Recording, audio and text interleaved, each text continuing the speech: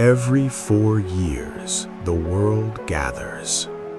We cheer, we wave flags, we watch history being made under blinding lights. For a few weeks, cities become symbols of pride, stadiums become temples, and nations promise themselves a future built on glory. But when the cameras shut off, when the crowds go home, and the applause fades into silence, something very different remains. Empty seats, locked gates, and cities left holding the bill. This is the story of what happens after the games end. This is the stadium curse.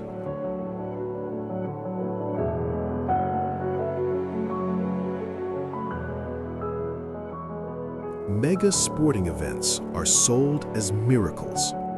Governments promise jobs, economic growth, urban renewal, a legacy that will last generations. Billions are poured into concrete, steel, and spectacle, all justified as investment. But here's the uncomfortable truth. Most host cities don't profit, they inherit debt. And stadiums built for millions often have no place in everyday life.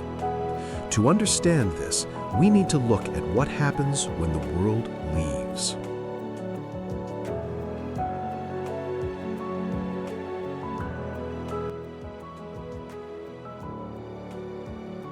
In 2004, Athens hosted the Olympic Games, a return to their birthplace. Greece spent over $15 billion preparing for the world's attention. The opening ceremony was breathtaking. The pride was real. The future looked bright. But within a few years, the lights went out. Today, many Olympic venues sit abandoned. Swimming pools cracked and drained. Beach volleyball arenas buried in weeds, ticket booths frozen in time. These structures weren't destroyed by war. They weren't lost to disaster. They were simply no longer useful. Maintenance costs piled up. Tourism didn't deliver what was promised. And as Greece fell into economic crisis, these stadiums became symbols not of pride, but of excess. Citizens faced austerity, jobs disappeared, public services were cut, and yet the stadiums remained, concrete monuments to a dream that ended too quickly.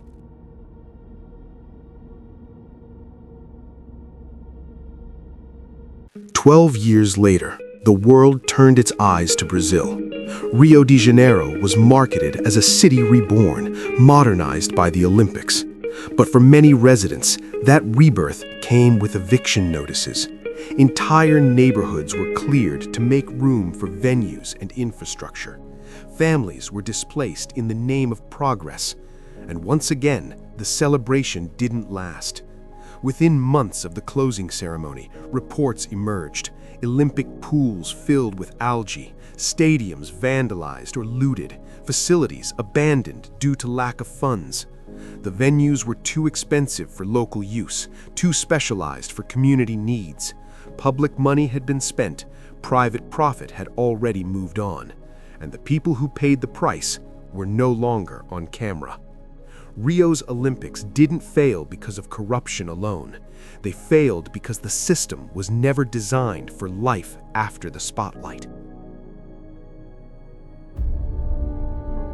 Qatar's World Cup was different. Not because it escaped the stadium curse, but because it exposed something deeper.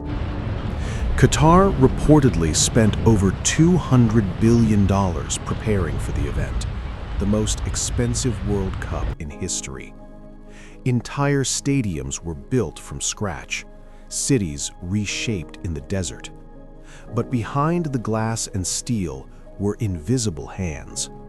Migrant workers, many from South Asia, worked under extreme heat, tight deadlines, and limited protections. Investigations revealed thousands of worker deaths during the preparation years. Families back home waited for answers. Many never received them. After the tournament, Qatar proposed dismantling or repurposing several stadiums, shipping parts abroad, reducing capacity, or leaving them unused. The spectacle ended. The structures remained, and the human cost could not be undone. This wasn't just a stadium problem. It was a system problem.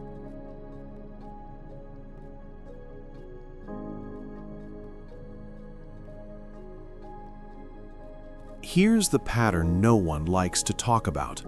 Global organizations profit from the event. Sponsors cash in during peak attention. Broadcasters move on to the next host. But the host city stays, maintaining empty stadiums, paying off decades of debt, explaining why schools, housing, and healthcare still lack funding. This is not accidental. Mega events are designed for spectacle, not sustainability. Legacy is promised, but rarely planned. We celebrate the winners. We replay the goals. We remember the medals. But we rarely ask, who cleaned up after the applause? Who paid for the silence? Stadiums don't rot overnight. They decay slowly, just like public memory. And while nature begins reclaiming concrete, the debt remains firmly human.